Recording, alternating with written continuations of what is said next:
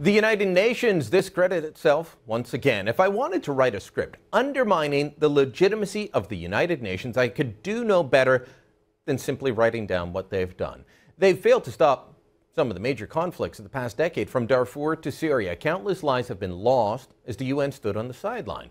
They've named North Korea to head up a committee on disarmament, even though they were working to build their own nuclear weapons at the time. They've intervened in court cases in Canada on the side of Leon Mugesera, who was wanted on allegations he helped fuel the genocide in his home country. Yet the UN tried to stop Canada from deporting him. Now they've messed up on their Human Rights Council again. No, I'm not talking about the recent case of the Human Rights Council reviews, which saw countries like Mauritania, a country that still practices slavery, singing the praises of China and Saudi Arabia. No, this time we actually saw Saudi Arabia and China elected as members of the Human Rights Council alongside Russia and Cuba. Wasn't the whole Western world recently angry about human rights in Russia over a law dealing with homosexuality? Where are the liberal voices denouncing the UN now that they've chosen Russia as a human rights guardian? A few weeks ago, it was women in Saudi Arabia protesting laws forbidding them from driving. Women can't drive a car in Riyadh, but hey, the Middle Eastern kingdom's a swell human rights advocate, aren't they? Where are the liberals standing up for the women? Well, they aren't in the Obama administration. Nope, they will protest gays in Russia, but leave women in Saudi Arabia to their own devices. Christians as well. Mosques go up around the world paid for with Saudi money.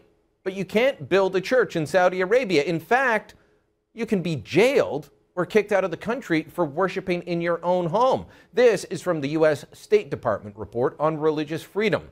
Some non-Muslims in different parts of the country were detained, harassed, and ultimately deported for worshiping privately. American UN Ambassador Samantha Powers told Reuters that some of the countries elected to the Human Rights Council, quote, commit significant violations of the rights the Council is designed to advance and protect. The bad part is she wouldn't say which countries, she wouldn't call them out by name or practice, and she will likely continue to sing the praises of the UN, which just elected China to the Human Rights Council as well. Quote, last year, China is thought to have executed about 3,000 people, or roughly 4 times more than the rest of the world put together. That's from The Economist, by the way, a publication the liberal left loves quoting on an issue they campaign against here at home in Canada. And in the U.S., I'm sure Ms. Powers is against the limited number of executions that happen in the U.S. But China, which executes 8 to 10 people a day, gets a free pass and a seat on the Human Rights Council. Oh, and China, like Saudi Arabia, doesn't allow freedom of religion either. People have been arrested for going to churches not approved by the government. And they've been arrested for importing Bibles. And they don't really believe in freedom of speech in China either. The internet's heavily censored, the media tightly controlled. Dissidents, they're just simply not allowed to exist. It's kind of like Cuba that way. Cuba, favorite vacation destination for Canadians, and a jail for its inhabitants. The Committee to Protect Journalists points to 2012 as a record year for journalists being jailed on the island nation. 232 journalists in jail. The group ranks Cuba as the 9th most censored country on earth. Saudi Arabia is number 8, by the way.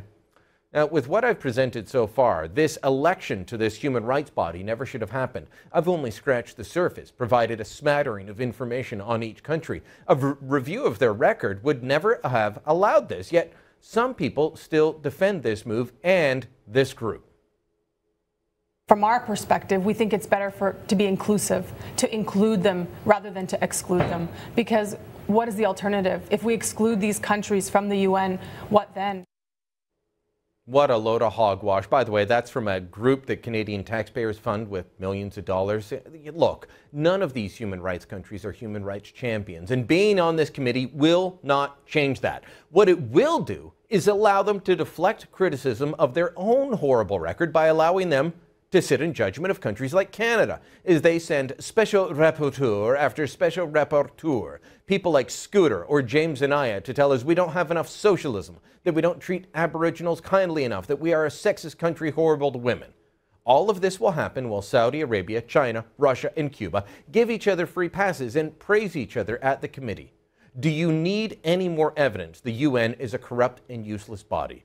I'll say it again. It's time for Canada to leave the UN. And that's the byline. The following 14 states have thus been elected members of the Human Rights Council in alphabetical order: Algeria, China, Cuba, France, Maldives, Mexico, Morocco, Namibia, the Russian Federation, Saudi Arabia, South Africa, the former Yugoslav Republic of Macedonia, the United Kingdom of Great Britain and Northern Ireland, and Vietnam. At least Vietnam got on there, too. Joining me now for further discussion, Elliot Abrams. He's a senior fellow at the Middle Eastern Studies at the Council on Foreign Relations. Mr. Abrams, you spent a lot of time in the State Department in your previous career.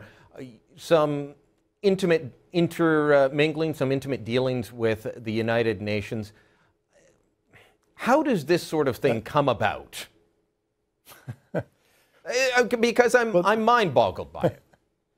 Yes, well, you ought to be mind-boggled by it. I mean, we all ought to be. They have a thing called the Human Rights Council, and you've got China, Russia, Cuba, Saudi Arabia, Vietnam, Algeria. I mean, it's unbelievable. It comes about because governments are treated as if there were no country behind them. So we pay no attention to what's actually going on in the country. Each government is a black box of equal size, and, you know, you vote for me, then I vote for you. And the notion that we would actually look at your human rights record does not ever occur to anybody. So we used to have the Human Rights Committee, and that was a debacle. And so they said, well, we'll fix it. And they came up with the Human Rights Council. It's no better. And I think that the only thing that will shake up the UN and stop them from praising countries like Saudi Arabia, I don't know if you caught it during their periodic review a little while ago, Mauritania, vice chair of the committee, a country that still practices slavery, praising Saudi Arabia, where they don't allow women to drive, have no freedom of speech, freedom of religion. You know, so I mean, there's that going on. I think if countries like Canada and the UN just said, that's it, we're out of here, we're leaving, we're taking our money with us, I think we'd see some real change. Well, I think you're right with respect to the Human Rights Council. I wouldn't say the UN as a whole. You know, the Bush administration did quit the Human Rights Commission, and we refused to join the Human Rights Council. We said, look, let's see if it's any better. Unfortunately, the Obama administration then said, no, the U.S. is going to join. And why is that unfortunate? Because it means we're not holding them to any standard at all, and all of these ridiculous countries get elected. So I would say, you know, stay in the General Assembly because there is some business done there. The vote is significant. But in an agency like this, it's pure hypocrisy. It's not going to do any good. So I agree. We should get out. The largest voting bloc at the UN is the Organization of the Islamic Conference, and they push some things that go against human rights, like you can't say anything critical of Islam. That's their big push right now. They haven't been successful. Could there be a counterweight of democracies that get together, and when garbage like this goes on, they say, hold on a minute, we're not standing for this?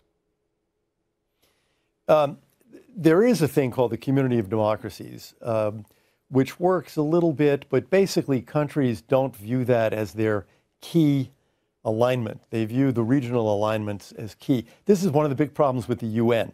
When you get elected, say, for the Human Rights Council, for a region like Africa or the Middle East or Asia.